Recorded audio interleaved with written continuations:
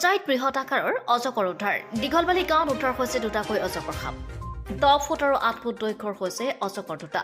আৰু এই উদ্ধাৰ হোৱাত অঞ্চলজুৰি সৃষ্টি হৈছে চাঞ্চল্যৰ গাঁওখনৰ বহু দিনৰ পৰাই হাঁহ কুকুৰা আদি খাই অজগৰ দুটাই ত্ৰাসৰ সৃষ্টি কৰিছিল ফলত ৰাইজৰ তৎপৰতাত উদ্ধাৰ হয়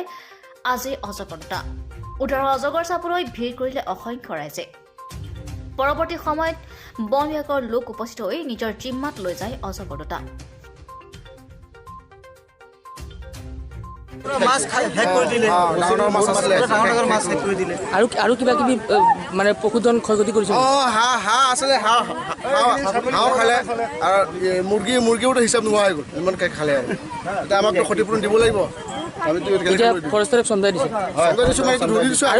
আৰু থকাৰ সম্ভাৱনা আছে নেকি সম্ভাৱনা আছে নিচিনা লাগিছে আৰু সম্ভাৱনা যদি আমি পাওঁ তেতিয়া অলপ ফৰেষ্টক জনাই দিম অজগৰ সাপ আছিলে দুটা আমি জানিব পৰা মতে এই পুখুৰীটোত দুটা অজগৰ সাপ আছে তাৰপাছত আমি পানী সিঁচি আমি অজগৰ সাপ দুটা আমি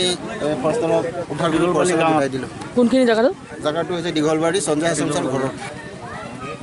কিমান ডাঙৰ হ'ব এটা 10 ফুট হ'ব আৰু এটা 6 ফুট মান হ'ব মতা মাইকী কিবা চিনাক্তকৰণ হৈছে নেকি মতা মাইকী চিনাক্তকৰণ কৰিব পৰা নাই দাদা কৈ দিব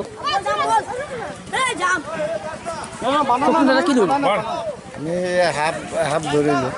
কি সাপ এইটো অজগৰ সাপ ক'ৰ পৰা ধৰিলে ইয়াতে কিবা এটা মানে হেঁচি আছে প্ৰাইভেট আৰু আমাৰ জংঘল এৰিয়া নহয় আৰু তাৰ পৰা মানে সাপটো ওলাইছে তাৰপিছত আমাক খবৰ দিলে কোনখিনি ঠাই ডোখৰ দীঘলবাৰী তাৰপিছত আমাক খবৰ দিলে আমি ধৰিলোঁ কিমান ডাঙৰ হ'ব এটাতো কমচে কম 10 ফুট মান হ'ব 10 ফুট হ'ব আৰু এটা আপোনাৰ 5 ফুট মান হ'ব